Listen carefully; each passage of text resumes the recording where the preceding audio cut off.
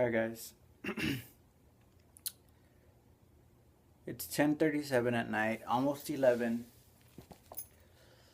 and I didn't record a vlog today. I'm gonna be completely honest with you. I recorded some stuff, but like not enough to make a vlog. And it wasn't because I didn't want to. It was just because I had a bad day.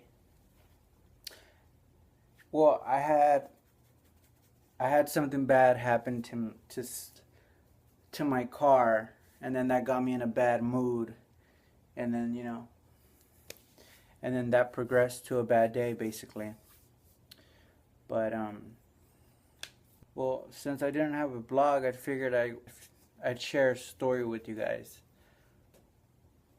Because I started to realize like what I'm mad about, or what got me in a bad mood, is fixable, as opposed to some people have it like way worse than me right now.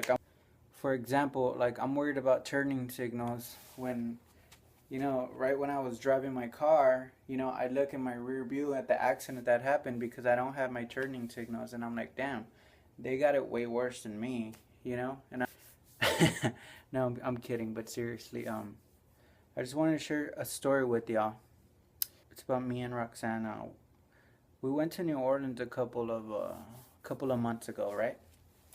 And I think it was like the third day that we were there, maybe the second. It was like one of the last days that we were there. We were walking down Decatur Street. It's like this touristic street in the French Quarter. We're walking down Decatur Street, and we're passing like this homeless lady. And we're not even doing anything to her. Roxanne's walking in front of me. I'm walking behind her. The homeless lady's just sitting like on the ground.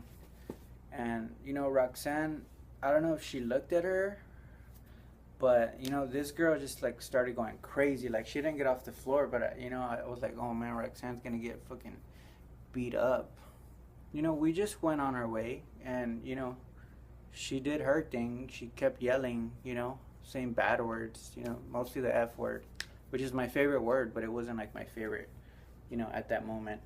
So the whole time that we were in New Orleans, we'd go back to the hotel room like at, I think like 1 or midnight, and like I just kept thinking about that girl, because she was like super young. I just kept thinking about that girl. So I get my skateboard, I get out of the hotel, go down to the lobby, I skate down to Decatur Street, and sure enough, she's there, still in the same spot. And I ask her, hey, are you hungry? And she was like, still with an attitude, like, yeah, like, I am. Like, what are you gonna do about it? Whatever, So, I had heard about this good place that closes like at 3 in the morning, and they sell like super, like really good po' boys. And and I go and I wait in line and I order the po' boy.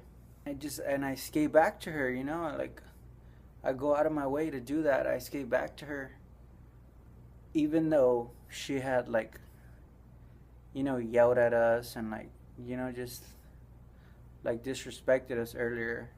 I still went and did that because like I felt like something telling me to go, I don't know, just go do something for her. So I go, I give her the sandwich. She puts it in her lap. She's like, oh, you know what, thank you so much. And I skate away.